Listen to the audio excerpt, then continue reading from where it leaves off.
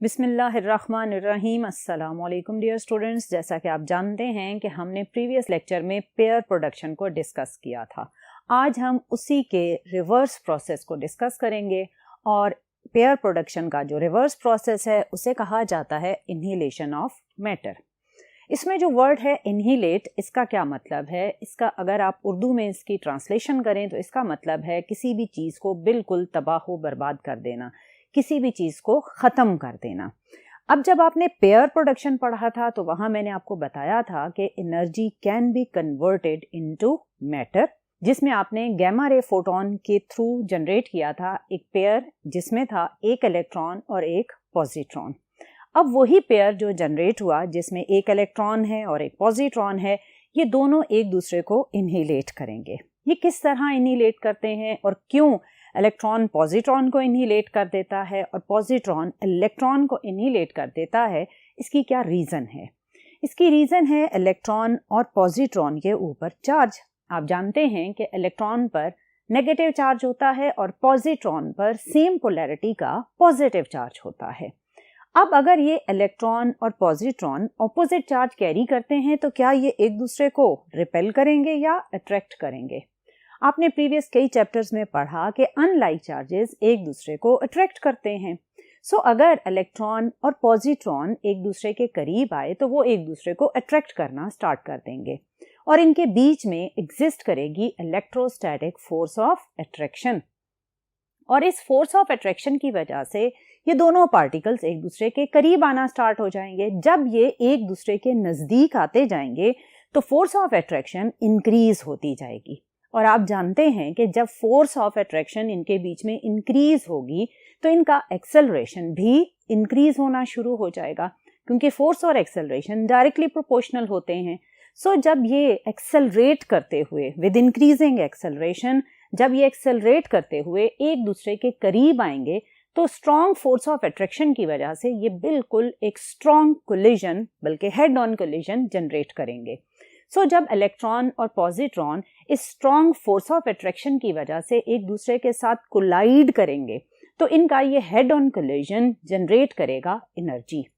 क्यों? इसको सिंपली आप यूं भी समझ सकते हैं कि अगर दो कार्स हैं और वो ट्रेवल कर रही हैं बहुत ही हाई स्पीड के साथ, सपोज कर लें कि 200 किलोमीटर पर आवर या इससे भी ज़्यादा की स्पीड है उनकी, और वो दोनों कार्स एक दूसरे के साथ कोलाइड करती हैं।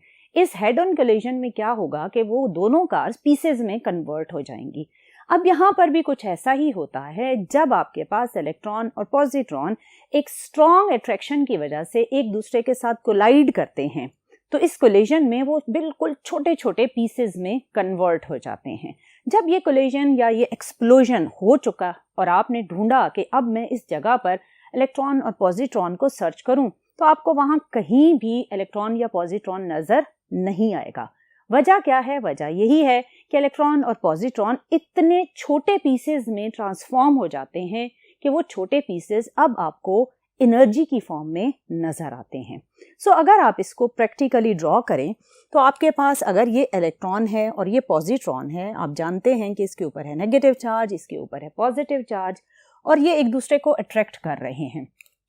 इस अट्रैक्टिव बिहेवियर की वजह से ये एक वेलोसिटी गेन करते हुए, एक्सेलरेट होते हुए एक दूसरे की तरफ जाएंगे। जब ये एक दूसरे की तरफ मूव करते हुए एक दूसरे के साथ कोलाइड करेंगे, हिट करेंगे, तो उस कोलिजन के प्रोसेस में जो इन्हीलेशन जनरेट हुई या एक्सप्लोजन हुआ, इलेक्ट्रॉन ने पॉजिट्रॉन को इन्हीलेट कर दिया, मतलब ख़त्म कर दिया, और पॉजिट्रॉन ने इलेक्ट्रॉन को इन्हीलेट कर दिया। जब ये एक दूसरे को इन्हीलेट करेंगे, ख़त्म करेंगे, डिस्ट्रॉय करेंगे, तो उस इन्हीलेशन के प्रोसेस में जनरेट होंगे गैमा रे फोटॉन्स, जिसे आप इलेक्ट्रोमैग्नेटिक वेव्स भी कह सकते हैं। अब ये जो गैमा रे फोटॉन जनरेट होते हैं ये भी एक दूसरे के ऑपोजिट मूव करते हैं और एक गैमा रे फोटॉन की एनर्जी होती है 0.511 मेगा इलेक्ट्रॉन वोल्ट और दूसरे की भी क्या है 0.511 मेगा इलेक्ट्रॉन वोल्ट। उसकी क्या रीज़न है? उसकी रीज़न है कंजर्वेशन ऑफ एनर्जी।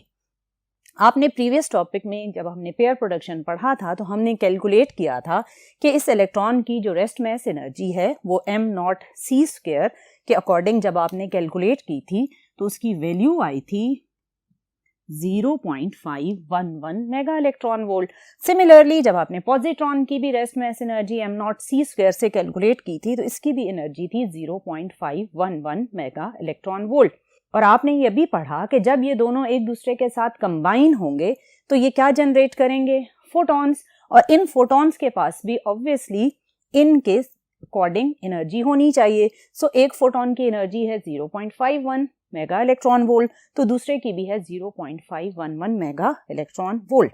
सो इस पूरे प्रोसेस में अगर आप देखें तो चार्ज कंप्लीटली डिस्ट्रॉय हो गया है, यानी ये पॉजिटिव और ये नेगेटिव चार्जेस डिस्ट्रॉय हो गए हैं।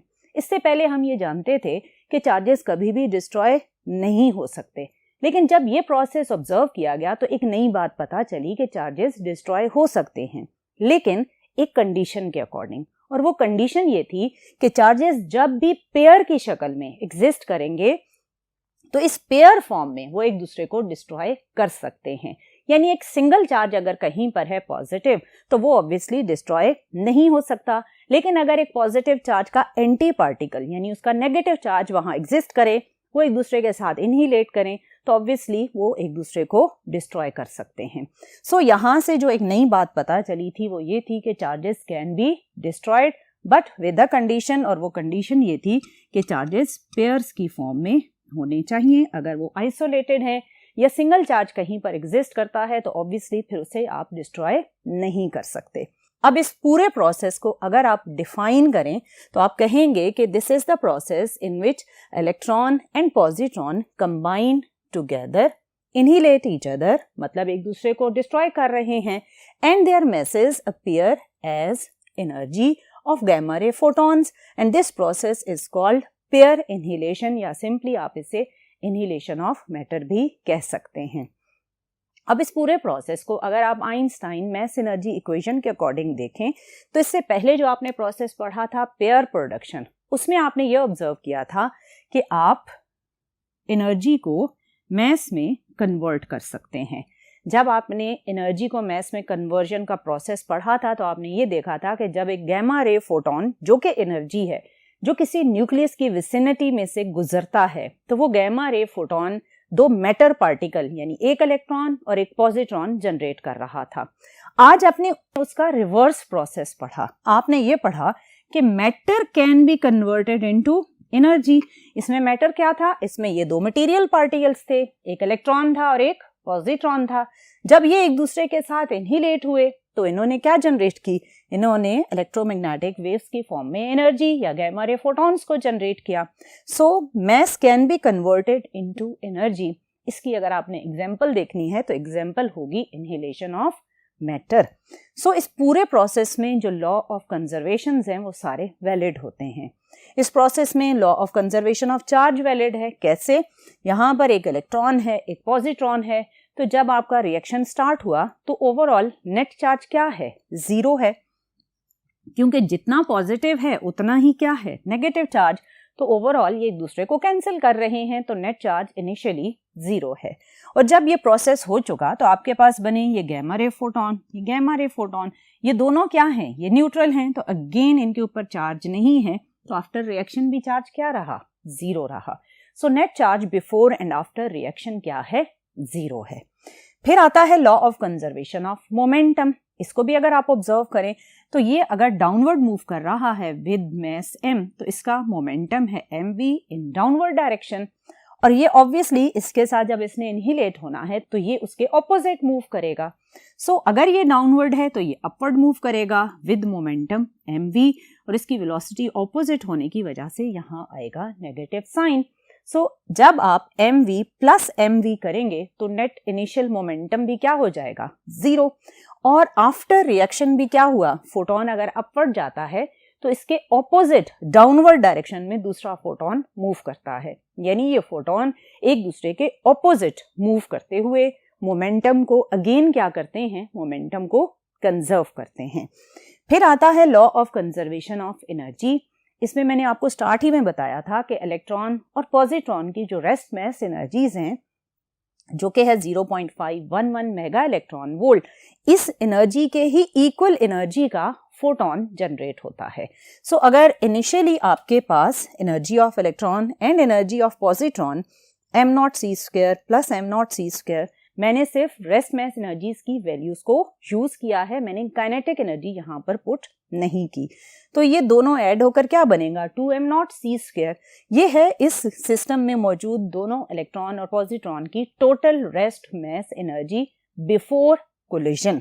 और इस कोलिजन के बाद जो दो फोटॉन्स बने उनकी एनर्जी ऑब्वियसली होगी HF प्लस HF। आप जानते हैं कि फोटॉन की एनर्जी आप इसी इक्वेशन से कैलकुलेट करते हैं, तो ये बन जाएगा 2HF। इसमें आपके पास जो राइट हैंड साइड और लेफ्ट हैंड साइड पर वैल्यूज हैं एनर्जीज की, जब आप उन्हें कैलकुलेट करेंगे तो आपके पास जो इलेक्ट्रॉन और पॉजिट्रॉन की भी टोटल रेस्ट मास एनर्जी है वो होनी चाहिए 1.022 मेगा इलेक्ट्रॉन वोल्ट, और इससे जो गैमा रे फोटॉन्स जनरेट हो रहे हैं उनकी भी टोटल एनर्जी होनी चाहिए 1.0 ऑब्वियसली 22 मेगा इलेक्ट्रॉन वोल्ट ही इसकी भी एनर्जी होगी। सो आपने देखा कि ये प्रोसेस जिसमें आपने एक नई बात पढ़ी कि चार्जेस कैन बी डिस्ट्रॉयड, इस प्रोसेस में अगर इलेक्ट्रॉन पॉजिट्रॉन को इनहिलेट करे या पॉजिट्रॉन इलेक्ट्रॉन को इनहिलेट करे तो इस पूरे प्रोसेस में ये दोनों चार्जेस डिस्ट्रॉय होकर क्या जनरेट कर रहे हैं, एनर्जी को जनरेट कर रहे हैं। और इस पूरे प्रोसेस में just like pair production, law of conservation of charge भी वैलिड है, law of conservation of energy भी वैलिड है और law of conservation of momentum भी वैलिड है। सो डियर स्टूडेंट, ये था कि किस तरह इनहिलेट होते हैं चार्जेस, यानी किस तरह एक चार्ज अपने एंटी पार्टिकल के साथ इनहिलेट होकर एनर्जी में कन्वर्ट हो जाता है। This was all about annihilation. इंशाल्लाह आने वाले लेक्चर में मजीद डिफरेंट कॉन्सेप्ट्स के साथ मिलेंगे। टिल नेक्स्ट लेक्चर, अल्लाह हाफिज।